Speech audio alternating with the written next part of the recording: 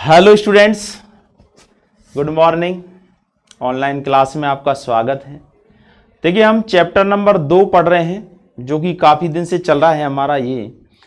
अब इसका अंतिम जो टॉपिक है उसको हम आज पढ़ेंगे।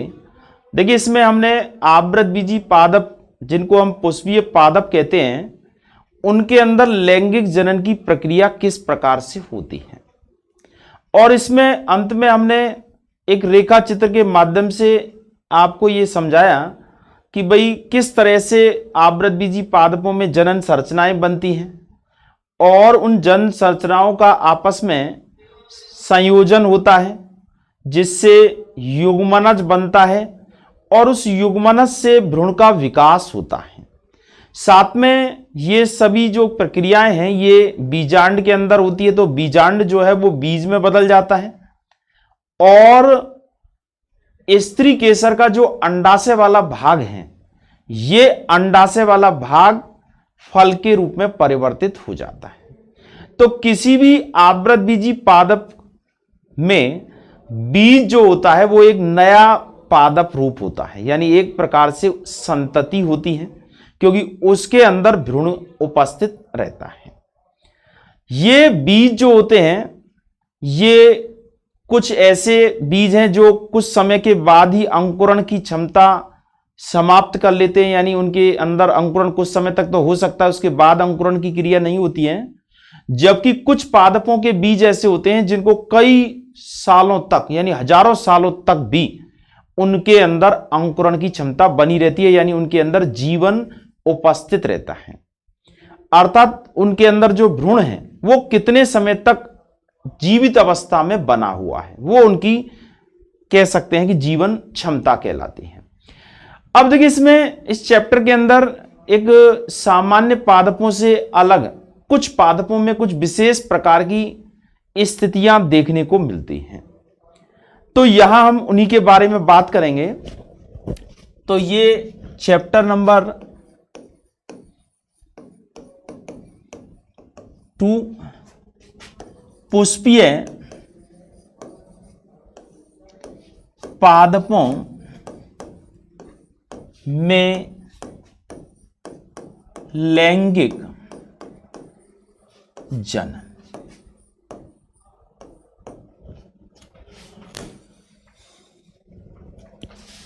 इसमें देखिए, एक कुछ एस्ट्रेसी कुल के जो पादप होते हैं उनमें यह देखा गया है कि होता तो एक प्रकार से लैंगिक जनन जैसा प्रक्रियाएं होती हैं, लेकिन वो लैंगिक जनन एक अलैंगिक जनन की तरह होता है।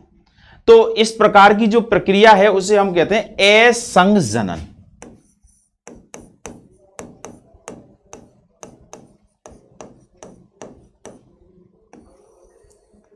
असंग जनन, यानी इसको कहा जाता है एपोमेक्सिस।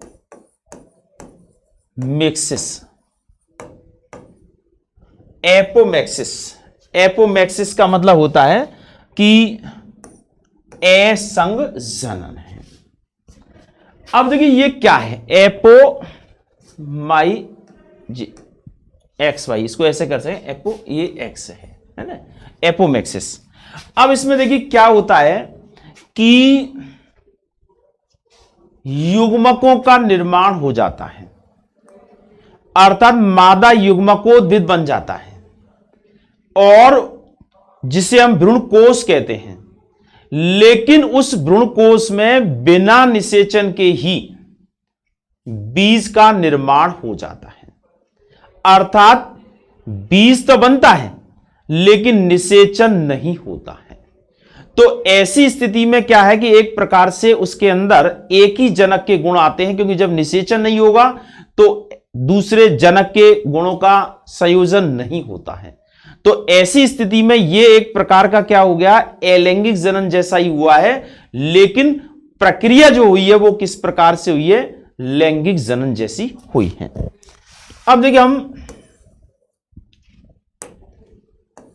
असंग जनन क्या है, तो हम कह सकते हैं कि सामान्य रूप से पादपों के अंदर बीजों का जो निर्माण होता है ये निर्माण होता है किसके पश्चात? निषेचन के पश्चात। तो यहां बिना निषेचन के ही बीज का निर्माण हो जाता है। तो बिना निषेचन के बीज के निर्माण की जो क्रिया है, इसे हम कह सकते हैं कि क्या कहेंगे? ये कहेंगे असंग जनन। बिना निषेचन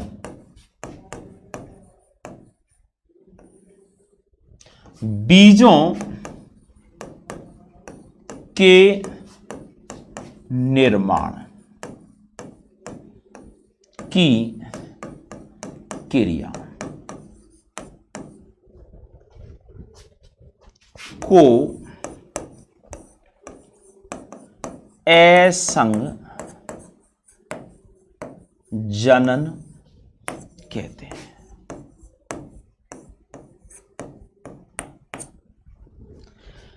अब देखिए, सामान्य रूप से तो निषेचन के पश्चात ही बीजों का निर्माण होता है, लेकिन यहां बिना निषेचन के क्या हो रहा है?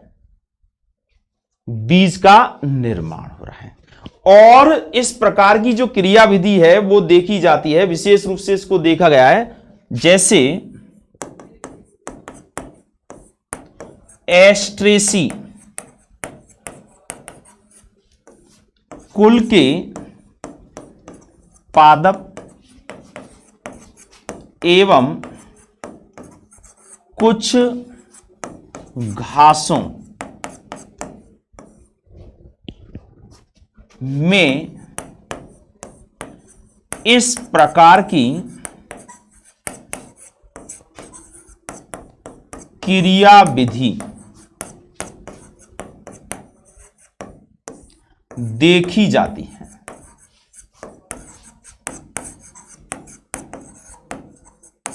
देखी जाती है यानी एक तरह से बिना निषेचन के ही क्या हो रहा है? बीजों का निर्माण हो रहा है, और एस्टेसी कुल के पादप तथा कुछ घासों में इस प्रकार की प्रक्रिया देखी जाती है। अर्थात ये एक प्रकार का, यानी यह जनन का प्रकार,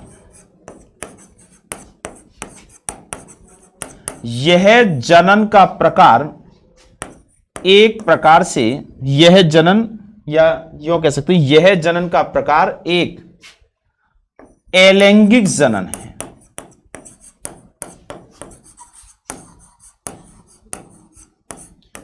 भाई अलैंगिक इसलिए है कि इसमें किसी प्रकार का लैंगिक जनन की तरह निषेचन तो हुआ ही नहीं है, यानी एक ही पादप के गुण आएंगे जो इससे बीज बनेंगे और बीज से जो नए पौधे बनेंगे। तो यह जनन का प्रकार एक अलैंगिक जनन है, जो लैंगिक जनन का अनुहरण है। देखिए, अनुहरण शब्द का मतलब होता है एक तरह से दूसरे का रूप धारण कर लेना।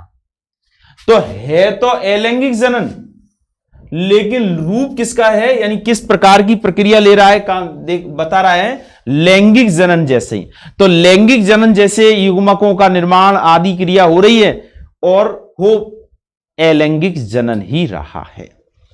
तो इस प्रकार में देखिए, इस प्रकार से क्या हो सकते हैं कि जो संतति बनती है, मान लीजिए अंड कोशिका है और अंड कोशिका में निषेचन हुआ नहीं है, और बिना निषेचन की उससे एक तरह से भ्रूण और बीज का निर्माण अगर होता है तो वो अगुणित कोशिका होगी। क्यों? क्योंकि अंड कोशिका अगुणित होता है, और अगुणित अवस्था में ही वो बीज को बनाएगा और बीज से एक तरह से नए पौधे का विकास होगा।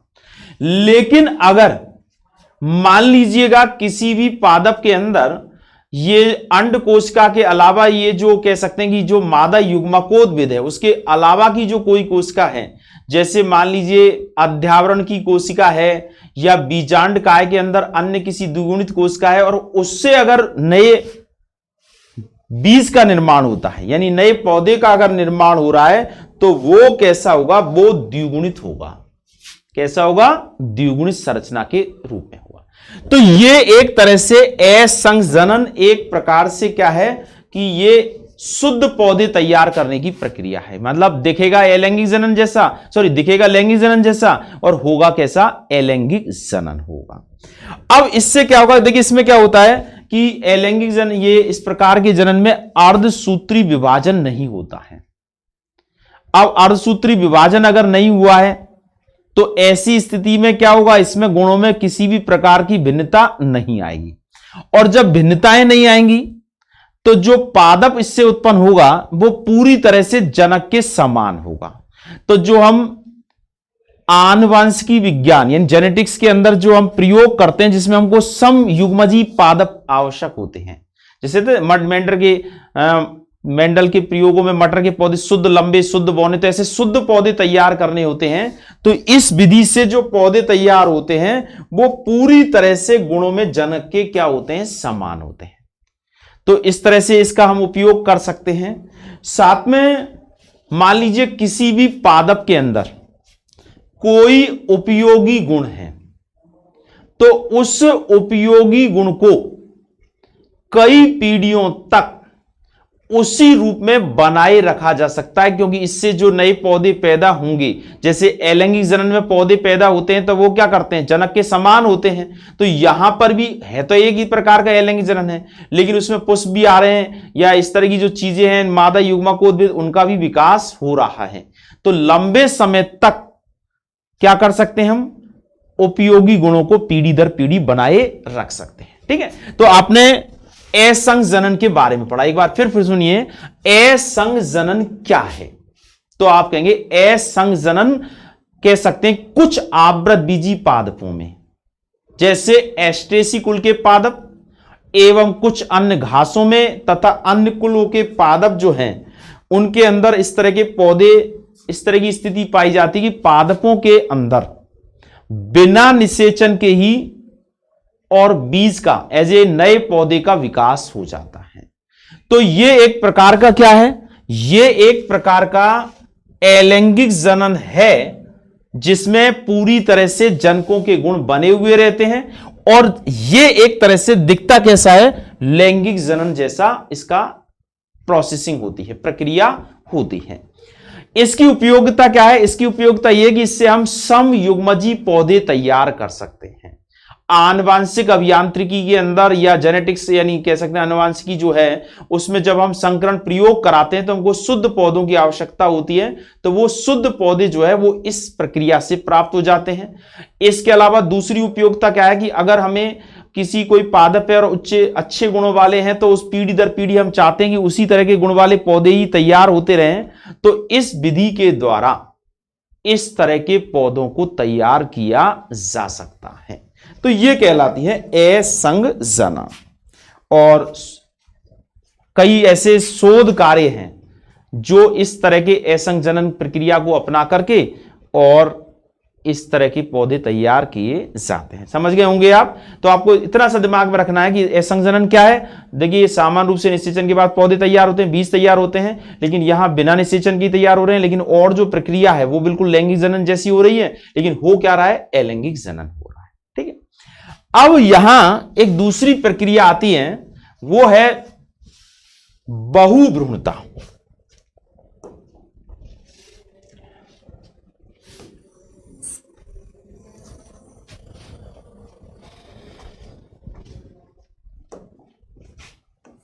बहुभ्रूणता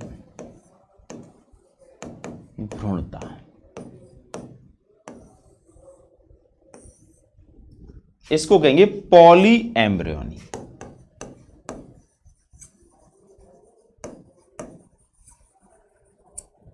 पॉली एम्ब्रियो। अब देखिए इसमें अब बहुभ्रूणता क्या होगी।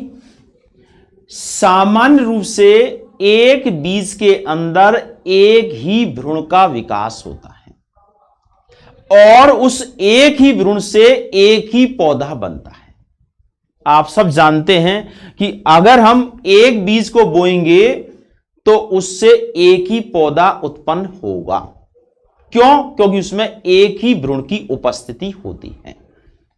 लेकिन कुछ पादपों के बीजों में एक से अधिक भ्रूणों की उपस्थिति होती है, या यूं कहें कि एक बीज में एक से ज्यादा भ्रूणों का विकसित हो जाना, इस प्रक्रिया को या इस घटना को कहते हैं बहुभ्रूणता, पॉली एम्ब्रियोनी।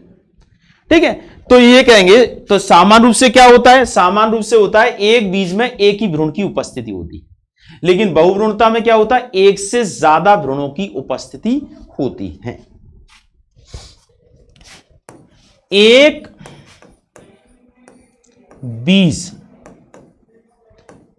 बीज में एक से अधिक, एक बीज में एक से अधिक भ्रूणों का विकसित होना,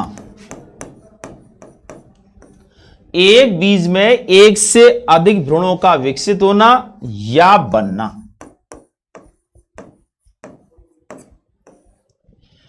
बहुभ्रूणता कहलाती है।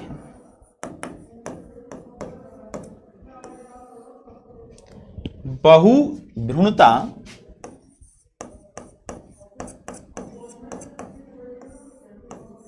कहलाती है। क्या कहलाएगी? बहुभ्रूणता, एक से ज्यादा भ्रूणों का विकसित होना। और इस प्रकार की जो प्रक्रिया है, इसको सबसे पहले जिस पादप के अंदर मुख्य रूप से देखा गया था वो सिट्रेसी कुल के पादप हैं। सिट्रेसी कुल का मतलब नींबू वाले, नींबू कुल जो होता है जिसमें संतरा है, नींबू है, मौसमी, इस तरह की चीजें आती हैं, इस कुल के पादपों में क्या होता है कि बहुभ्रूणता देखी जाती है। आप देखिए खुद ही कि आप कभी नींबू के बीज को अगर दबाइए, कई बार क्या होता है उसमें से 2 भ्रूण विकसित होते हुए नजर आ जाएंगे। तो यह प्रक्रिया जो है वो क्या कहलाएगी? बहुभ्रूणता। अब इसमें ऐसा क्यों हुआ है? इसमें देखिए, इसके उदाहरण ले हम यहां पर, उदाहरण जैसे सिट्रेसी कुल के पादप, नींबू, संतरा आदि, इस तरह के पादप जो होते हैं सिट्रेसी कुल के पादप, उनमें बहुभ्रूणता पाई जाती है। एक से ज्यादा भ्रूणों की उपस्थिति एक ही बीज के अंदर होती है। अब ये कई कारणों से बहुभ्रूणता पैदा हो जाती है। कैसे?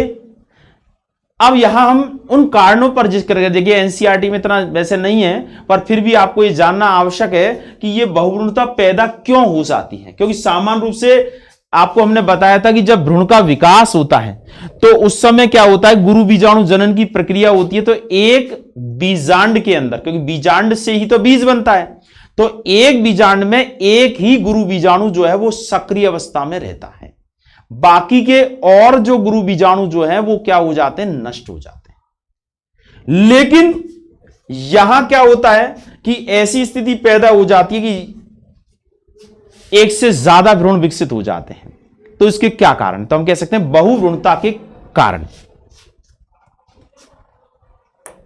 आप इसे नोट कर लीजिएगा, ये आपको बस मेन चीज यही याद रखनी है। बहुभ्रूणता किसे कहते हैं? एक बीज में एक से ज्यादा या एक से अधिक भ्रूणों का विकसित होना या बनना बहुभ्रूणता कहलाती है। जैसे सिट्रेसी कुल के पादप, जैसे नींबू, संतरा आदि। और इससे तो फायदा ही है, एक बीज बोएंगे और 4 पेड़ अगर उग रहे हैं तो 4 पेड़ उग रहे हैं तो फायदा है। और दूसरी बात, कुछ इस तरह की बहुभ्रूणता भी होती है कि जिसमें क्या होगा कि जो पादप उत्पन्न होता है, अगर मान लीजिए वो निषेचन से पश्चात पैदा हुआ है, तब तो वो गुणों में भिन्नता आएगी नहीं। बाकी के अगर किसी और भाग से विकसित होता है तो उनमें गुणों में भिन्नता नहीं आती है, यानी जनक के बिल्कुल क्या होगा? समान होगा, जैसा कि असंग जनन में होता है।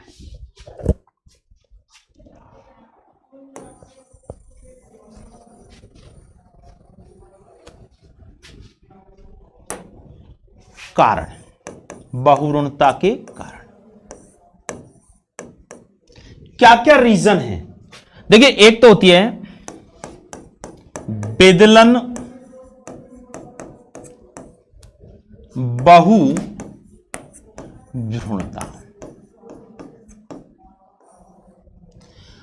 क्या होता है कि जैसे भ्रूण की प्रारंभिक अवस्था है, जैसे हमने भ्रूण के विकास की प्रक्रिया बताई, तो पहले 1 से 2 कोशिकाएं बनती है, 2 से फिर एक निलंबक कोशिकाएं बनने लग जाती हैं, इसके बाद 4 कोशिकाओं का समूह बनता है, फिर 8 कोशिकाएं बनती है।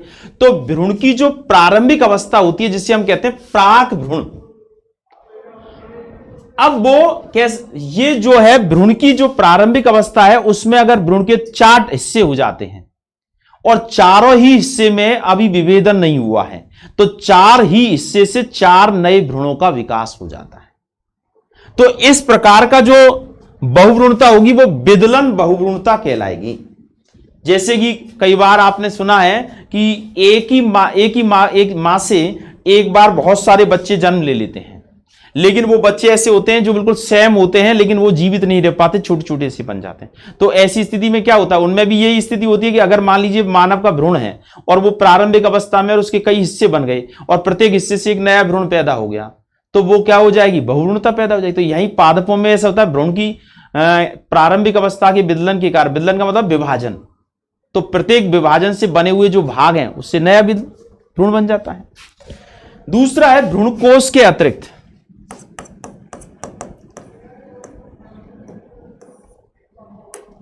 भ्रूण कोश के अतिरिक्त बीजांड के किसी अन्य भाग की कोशिका से भ्रूण का विकसित होना।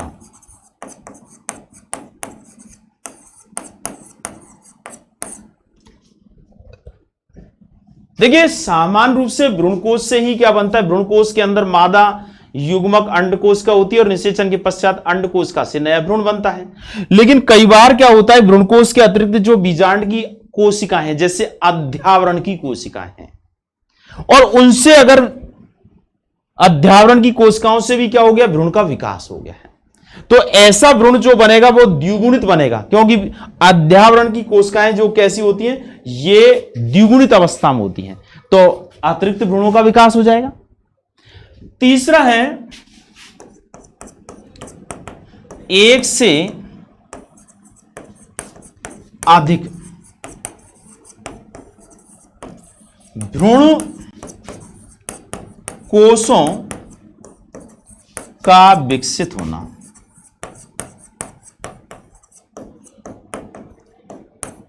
देखिए सामान्य रूप से एक भ्रूण के यानी एक बीजांड में एक ही भ्रूण कोश विकसित होता है, यानी मादा युग्मकोद्भिद विकसित होता है। अब मान लीजिए 4 गुरु बीजाणु बनते हैं और चारों ही सक्रिय अवस्था में बने रहे, तो एक तरह से 4 क्या हो जाएंगे, भ्रूण कोश विकसित हो जाएंगे, और प्रत्येक भ्रूण कोश से क्या बन जाएगा, एक नया भ्रूण बन जाएगा। तो एक ही बीज के अंदर एक से ज्यादा भ्रूण बन जाएंगे, किसके बनने से, भ्रूण कोशों के। यानी सामान्य रूप से एक भ्रूण कोश से एक बीज बनता है, लेकिन यहां क्या हो रहा है, एक भ्रूण बनता है, यहां एक से ज्यादा भ्रूण कोश बन गए, तो उन सबसे क्या हो जाएगा, भ्रूण का विकास हो जाएगा। तो यह भी एक कारण हो सकता है। चौथा कारण है कि आप जानते हैं भ्रूण कोश के अंदर 7 कोशिकाएं होती हैं। 2 तो होती है सहायक कोशिका, एक होती है अंड कोशिका, एक होती है ध्रुवीय काय यानी ध्रुवीय कोशिका 2 केंद्रकों वाली, और 3 होती है प्रतिमुखी कोशिका। तो अंड कोशिका से तो भ्रूण का विकास होना ही है, लेकिन उन 7 में से 6 कोशिकाएं और भी हैं, अगर उनसे भी भ्रूण का विकास हो जाएगा तो क्या हो जाएगा, अतिरिक्त भ्रूण का विकास हो जाता है। तो कह सकते हैं कि भ्रूण कोश की अंड कोशिका के अतिरिक्त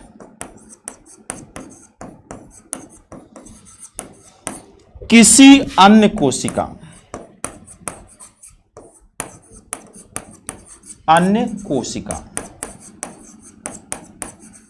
से भ्रूण का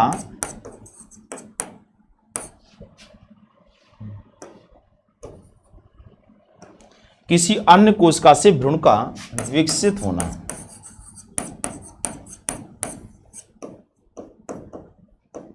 यानी अंड कोशिका के अतिरिक्त जैसे सहायक कोशिकाओं से भ्रूण बन जाए या फिर प्रतिमुखी कोशिकाओं से भ्रूण बन जाए तो वो अगुणित भ्रूण होंगे, ये ध्यान रखिएगा। लेकिन भ्रूणों की संख्या क्या हो जाएगी, बढ़ जाएगी। तो देखिए अगर बहुभ्रूणता यानी सामान्य रूप से अगर हम कहेंगे एक बीज में एक से ज्यादा भ्रूण किन किन कारणों से बन सकते हैं, तो एक तो बन सकते हैं कि जो प्रारंभिक भ्रूण है उसका विखंडन हो जाए और प्रत्येक खंड जो है वो एक भ्रूण विकसित बना ले।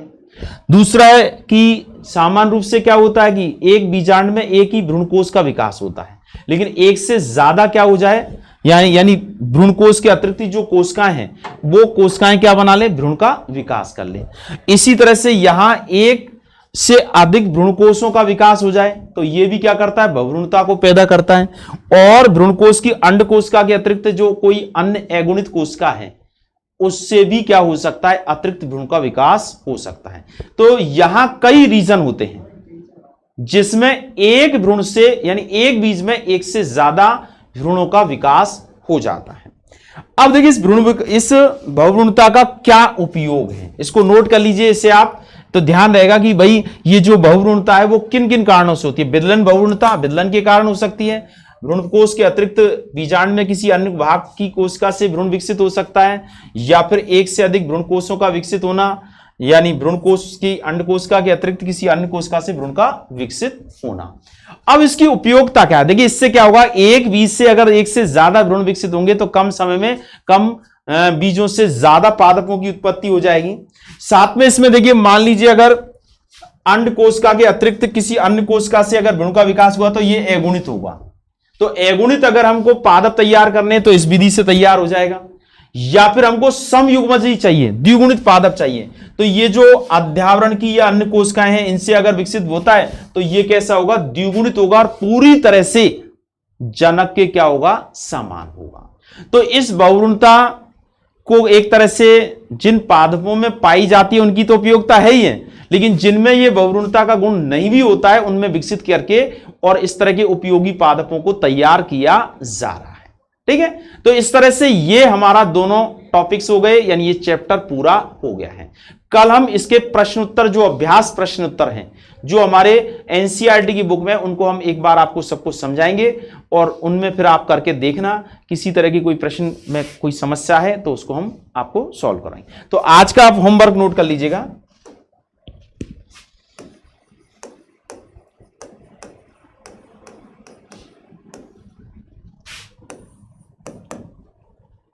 ए संग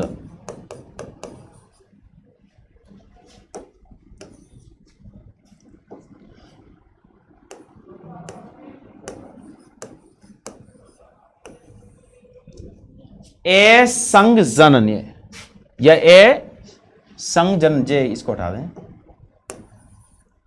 एपोमैक्सिस, ए संग जनन किसे कहते हैं?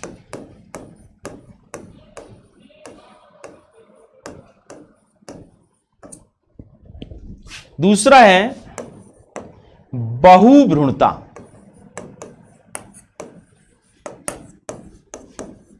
बहुभ्रूणता क्या है? तीसरा है बहुभ्रूणता किन कारणों से, किन किन कारणों से उत्पन्न हो सकती है? अगला है असंग,